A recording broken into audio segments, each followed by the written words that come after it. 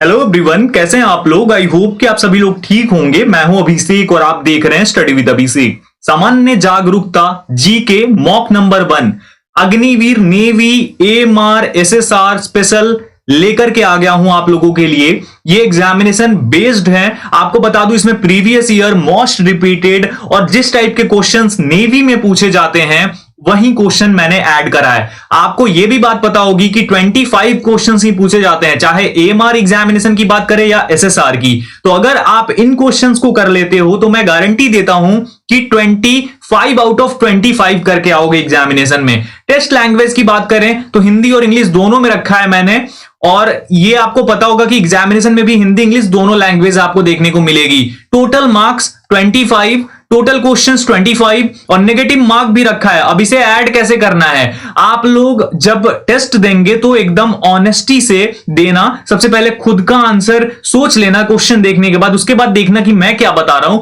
और जब आप 25 क्वेश्चंस को अटेम्प्ट कर लोगे, उसके बाद सपोज करो आपने 20 क्वेश्चंस बिल्कुल सही करा और 5 क्वेश्चंस आपके गलत हो गए और यहां पर 0.25 मार्क की नेगेटिव मार्किंग रखी है मैंने, तो आप खुद से ऐड कर लेना कि आपके 20 नंबर तो आ गए, लेकिन उसमें से 1.25 मार्क्स जो है वो कम हो गए क्योंकि 5 आपने गलत करा, यानी आपके फाइनल मार्क्स 18.75 आ गए। अब ये जो आ जाएंगे कमेंट सेक्शन में, आपको लास्ट में कमेंट करके बताना है कि आप कहां से हो, आपके मार्क्स कितने आ रहे हैं और आप एमआर एसएसआर या फिर दोनों की ही तैयारी कर रहे हो, तो जरूर बताना। स्टार्ट करेंगे। एक और चीज आपको बता दूं, जो भी पीडीएफ और इंपॉर्टेंट अपडेट्स और बाकी सारी चीजें होंगी वो आपको टेलीग्राम पर प्रोवाइड करूंगा मैं। लिंक डिस्क्रिप्शन में है टेलीग्राम का, आप जाकर ज्वाइन कर सकते हैं। और चैनल पे नए हो, अभी तक सब्सक्राइब नहीं किया है तो यूट्यूब चैनल को सब्सक्राइब करके बेल आइकन प्रेस करके ऑल कर दो ताकि आपको सभी वीडियोस का नोटिफिकेशन मिलता रहे। इंडियन नेवी एमआर एसएसआर की बेस्ट तरीके से प्रिपरेशन यहां पर कराऊंगा मैं। एक और चीज, अगर आप क्विजेस लगाना चाहते हो और जो मैं टेस्ट अभी करा रहा हूं इसको आप क्विज के मोड में लगाना चाहते हो तो आपको बता दूं डिस्क्रिप्शन में लिंक है रक्षक ऐप का, वहां से जाकर के इंस्टॉल कर लो उसे, वहीं पर आपको ये क्विज के रूप में मिल जाएंगे क्वेश्चंस। एक और चीज, आपको वहां पर मॉक टेस्ट सीरीज भी मिल जाएगी, अगर आप परचेज करना चाहें तो कर सकते हैं। एबी स्टडी 50 यूज करेंगे आपको 50% डिस्काउंट मिल जाएगा। स्टार्ट करते हैं। फर्स्ट क्वेश्चन आपकी स्क्रीन पर, Who formed the group of 40? ये क्वेश्चन जो है बहुत इंपॉर्टेंट है। चालीसा दल का गठन किसने करा था? रजिया सुल्ताना, इल्तुतमिश, अलाउद्दीन खिलजी और बलबन। इसका सही जवाब हो जाएगा ऑप्शन नंबर बी, यानी इल्तुतमिश ने जो है वो चालीसा दल का गठन करा था, ग्रुप ऑफ 40 का गठन करा था। Question number 2, what is the minimum age a person should be to become a member of the Rajya Sabha? Rajya Sabha में सदस्य बनने के लिए किसी भी व्यक्ति की कम से कम आयु कितनी होनी चाहिए? 30, 35, 25 और 21 साल। इसका सही जवाब हो जाएगा ऑप्शन नंबर ए, यानी कि आपकी मिनिमम एज 30 साल होनी चाहिए अगर आप राज्यसभा के सदस्य बनना चाहते हैं, और मिनिमम एज 25 साल होनी चाहिए अगर आप लोकसभा के सदस्य बनना चाहते हैं तो। ठीक है, अगला क्वेश्चन आपकी स्क्रीन पर, क्वेश्चन नंबर 3, ब्रह्म समाज के संस्थापक कौन थे? रामकृष्ण परमहंस, स्वामी विवेकानंद, राजा राम मोहन रॉय और स्वामी दयानंद सरस्वती। इसका बिल्कुल सही जवाब हो जाएगा ऑप्शन सी, यानी कि राजा राम मोहन रॉय ने ब्रह्म समाज की स्थापना की थी 1828 में। कब? 1828 ईस्वी में। आप लोग ये भी नोट करके रख लेना, काफी ज्यादा इंपॉर्टेंट है आपके एग्जाम में। भी ये भी आ सकता है कि ब्रह्म समाज के संस्थापक कौन थे और साथ में कब उन्होंने स्थापना की थी। ठीक है, क्वेश्चन नंबर 4, खालसा पंथ की स्थापना कब की गई? व्हेन वाज द खालसा पंथ एस्टैब्लिश्ड?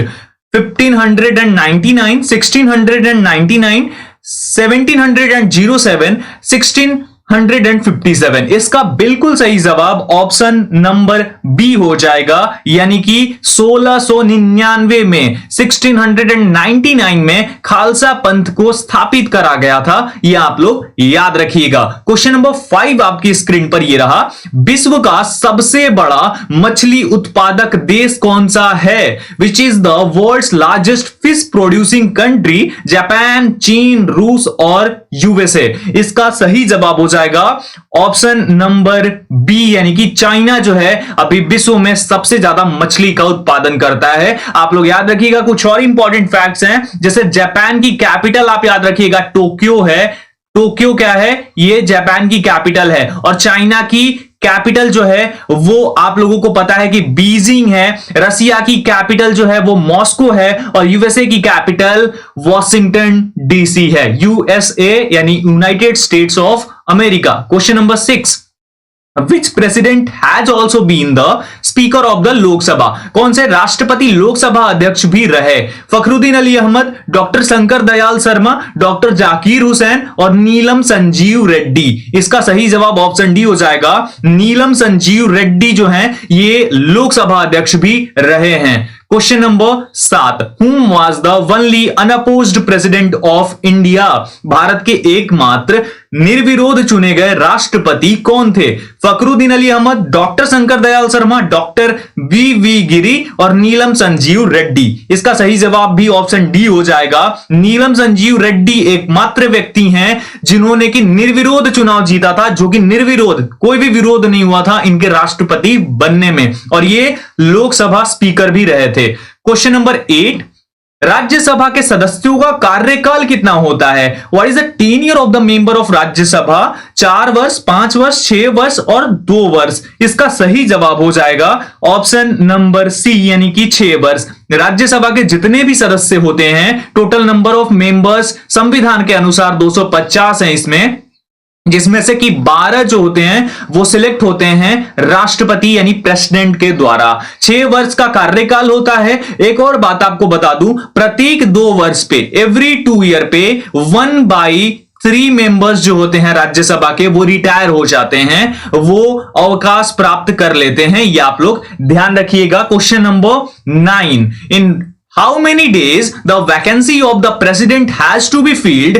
राष्ट्रपति का जो रिक्त स्थान होता है कितने दिनों में भर लिया जाना होता है? 1 महीने में, 3 महीने में, 14 दिन में और 6 महीने में। इसका सही जवाब हो जाएगा क्वेश्चन नंबर 9 का ऑप्शन डी यानी कि 6 महीने तक कार्यवाहक राष्ट्रपति रह सकते हैं। उसके बाद राष्ट्रपति का जो रिक्त स्थान है, अगर कोई नहीं है राष्ट्रपति तो उसे भर लेना है आपको किसी भी प्रकार से। भारत की बात हो रही है यहां पर, यह भी आप लोग ध्यान रखिएगा। क्वेश्चन नंबर 10, 7 टापुओं का शहर किसे कहा जाता है? Which is called the city of 7 islands? Mumbai को, कराची को, पेरिस को और टोक्यो को। इसका सही जवाब हो जाएगा ऑप्शन ए यानी कि मुंबई को बोला जाता है 7 टापुओं का शहर। ये आप लोग याद रखिएगा।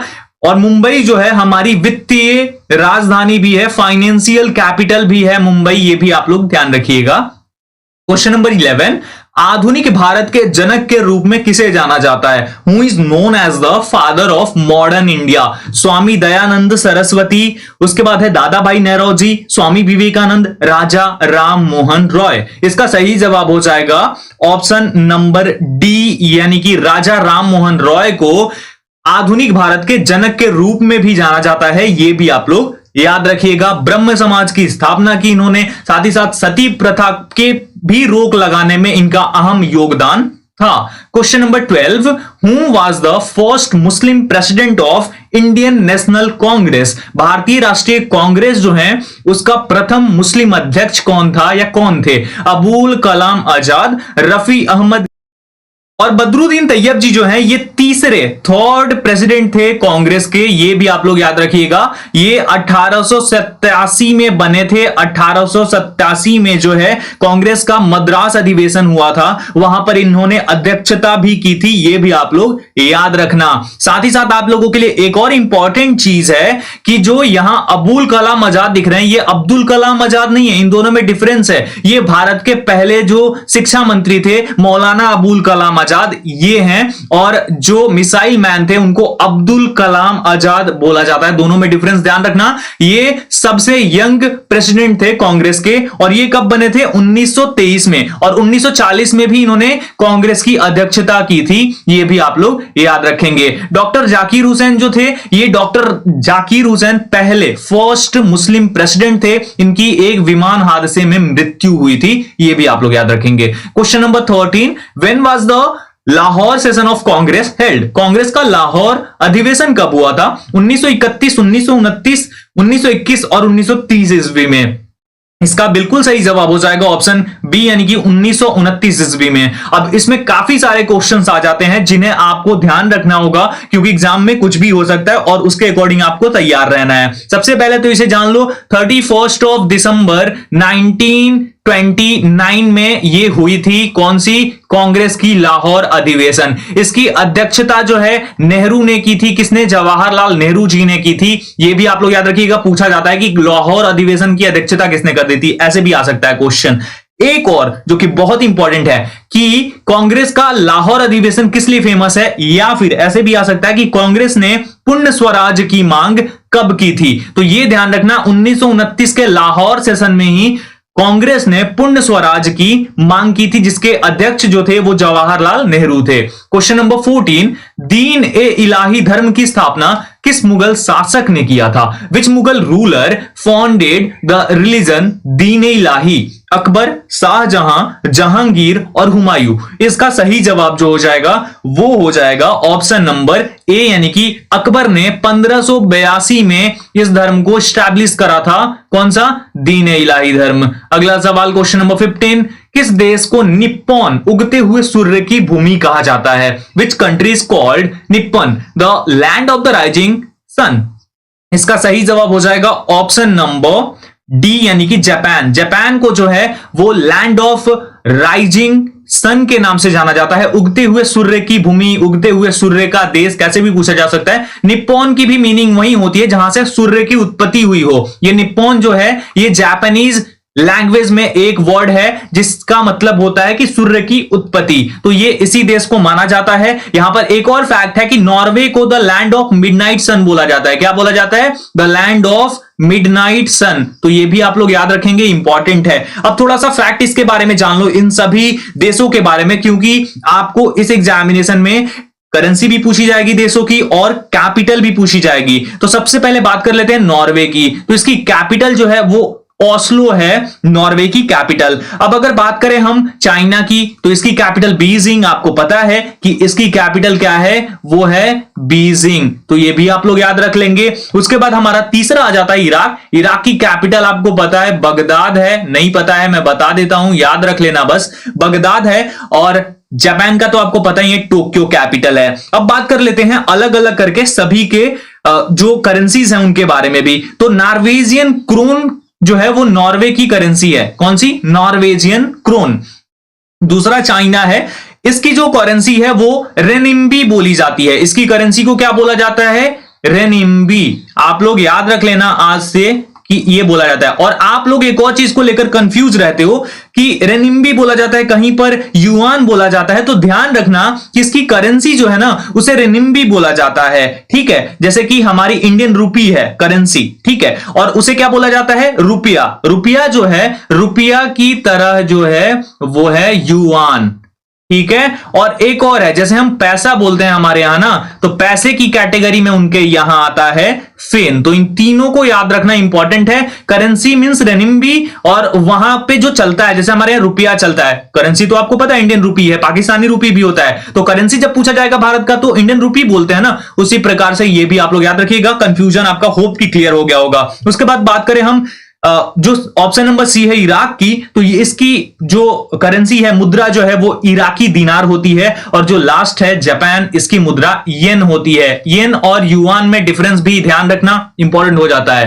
क्वेश्चन नंबर 16, वेयर इज सालार जंग म्यूजियम लोकेटेड? ये सवाल जो है ये हर बार पूछा जाता है कि सालार जंग संग्रहालय कहां स्थित है। चेन्नई, मुंबई, हैदराबाद और दिल्ली। ये मोस्ट रिपीटेड क्वेश्चंस हैं जो कि इंडियन नेवी में पूछे गए हैं। इसका सही जवाब ऑप्शन नंबर सी हो जाएगा, यानी कि हैदराबाद में मूसी नदी के किनारे, मूसी नदी के पास जो है ये सालार जंग संग्रहालय है। क्वेश्चन नंबर 17, इंडोनेशिया की राजधानी क्या है? What is the capital of Indonesia? Jakarta, Nusantara, Manila और टोक्यो। अब काफी लोग ऐसे होंगे जिन्होंने इस चीज को ध्यान नहीं दिया होगा, तो वो फटाक से टिक कर दिए होंगे जकार्ता, जो कि बिल्कुल गलत है। जो नई राजधानी है इंडोनेशिया की वो है नुसंतारा। ये न्यू राजधानी है किसकी? न्यू कैपिटल ऑफ इंडोनेशिया है, और ये आप लोग याद कर लेना आज से। साथ ही साथ इसके बारे में बात कर ले तो मनीला जो है ये फिलीपींस की कैपिटल है। और बात करें अगर टोक्यो की, जापान की कैपिटल है, ये तो याद ही हो गई होगी आपको, तो ये भी आप लोग याद रखना, काफी इंपॉर्टेंट है। आगे बढ़ते हैं, क्वेश्चन नंबर 18।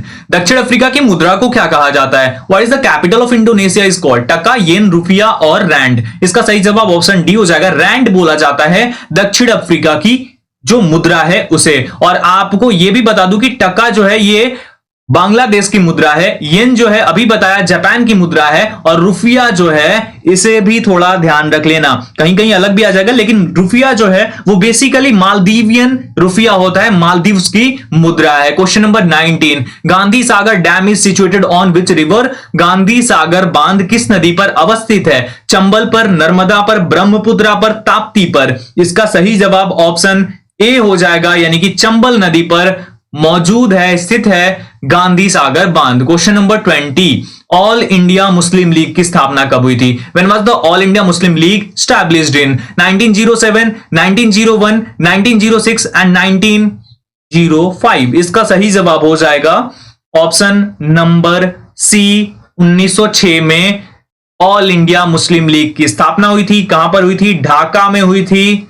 और इसमें अजलान शाह के साथ साथ जो आप सुनते हैं अजलान शाह, जी हां, आगा खां, मोहम्मद अली जिन्ना, ये सभी संस्थापक थे। Question number 21। पूना पैक्ट कब हुआ था? When was the Poona pact concluded? 1932, 1940, 1925 और 1928। इसका सही जवाब ऑप्शन नंबर ए हो जाएगा 1932। 1932 में पूना पैक्ट हुआ था, पूना समझौता बोलते हैं। यरवदा जेल है पुणे की, वहीं पर यह समझौता हुआ था, ये आप लोग याद रखिएगा। डेट जो थी वो भी आप लोग याद कर लेना, जो डेट थी वो 24 सितंबर की थी। और किसके बीच में हुआ था? बी आर अंबेडकर, बाबा साहब अंबेडकर जो हैं उनके और हमारे गांधी जी के बीच में, इन दोनों के बीच में यह समझौता हुआ था, यह भी आप लोग याद रखेंगे, इंपॉर्टेंट है। 22। स्वराज पार्टी की स्थापना किसने की? Who founded the Swaraj party? इसका सही जवाब हो जाएगा ऑप्शन ए, यानी चित्तरंजन दास और मोतीलाल नेहरू, इन दोनों ने मिलकर स्वराज पार्टी की स्थापना की थी। यह भी आप लोग याद रखिएगा कि स्वराज पार्टी की स्थापना जो हुई थी वो 1 जनवरी 1923, 1923 में हुई थी। ठीक है। Question number 23। Who was the first chief justice of independent India? स्वतंत्र भारत के पहले मुख्य न्यायाधीश कौन थे? के जी बालकृष्णन, एम पतंजलि शास्त्री, बीजन कुमार मुखर्जी और एच जे कानिया। इसका सही जवाब ऑप्शन डी हो जाएगा। H J Kania was the first chief justice of independent India. आप लोगों से एक सवाल, अभी वर्तमान में कौन है हमारे सीजेआई? कौन है वर्तमान में और वो कितने नंबर के चीफ जस्टिस हैं, ये आप लोगों को बताना है। Question number 24। Sultan Azlan Shah cup is related to which sport? Sultan Azlan Shah cup किस खेल से संबंधित है? कुश्ती, फुटबॉल, कबड्डी और हॉकी। इसका सही जवाब हो जाएगा ऑप्शन डी, यानी कि हॉकी से संबंधित है सुल्तान अजलान शाह कप। ठीक है। Question number 25। Which river is called the sorrow of Bihar? यानी किस नदी को बिहार का शोक कहा जाता है? कोसी को, गंगा को, सोन को या फिर यमुना नदी को? इसका सही जवाब हो जाएगा ऑप्शन ए, यानी कि कोसी नदी को बिहार का शोक बोला जाता है। तो ये 25 questions first mock test, hope आप लोग ने पसंद करा होगा इसे। आपको बता दूं कि आपको साइंस की भी क्लासेस और मैथ्स की भी क्लासेस यहां पे मिलने वाली हैं, तो कंटिन्यू करो, सही से देखो वीडियोस को, जाकर रक्षक पर मॉक टेस्ट लगाओ, साथ ही साथ वहां जो क्विज मैं दे रहा हूं वो लगाओ, बहुत मजा आने वाला है और आप लोग आराम से क्लियर करोगे। गारंटी देता हूं 25 आउट ऑफ 25 इसमें करोगे और बाकियों में भी बहुत अच्छा स्कोर करोगे। बस वीडियोस को फॉलो करते रहो। लिंक डिस्क्रिप्शन में है टेलीग्राम का, और ये देख लो इंडियन नेवी स्पेशल ग्रुप है, ये डाउट सॉल्विंग ग्रुप है स्टडी विद अभिषेक, और ये मेन चैनल है स्टडी विद अभिषेक। जाकर जल्दी से इन तीनों को ज्वाइन कर लो, डिस्क्रिप्शन में दिए गए लिंक के थ्रू इंस्टॉल कर लो रक्षक ऐप को भी, उसका भी लिंक डिस्क्रिप्शन में है। और वीडियो को अभी तक लाइक नहीं किया तो लाइक कर दो भाई, शेयर कर दो ताकि और लोगों के पास पहुंच सके, और चैनल पे नए हो तो सब्सक्राइब करके बेल आइकन प्रेस करके ऑल कर लो, तभी आपको सभी वीडियोस की नोटिफिकेशन मिल जाएगी। साथ ही साथ सभी अपडेट्स और नोटिफिकेशन यहां पर मिलती रहेंगी, छोटी छोटी जो होगी। और एक और चीज, आप लोग अगर रक्षक को सपोर्ट करोगे वो जल्दी आगे बढ़ेगी, और वो इंडियन नेवी पे ही फोकस्ड ऐप है, तो बहुत ज्यादा फायदा होने वाला है इंडियन नेवी कैंडिडेट्स को। तो जाओ ज्वाइन करो, फायदा उठाओ। फिलहाल इतना ही, मिलता हूं एक और वीडियो के साथ। तब तक अपना ख्याल रखिए, अपनी फैमिली का ख्याल रखिए। Thank you so much everyone. जय हिंद।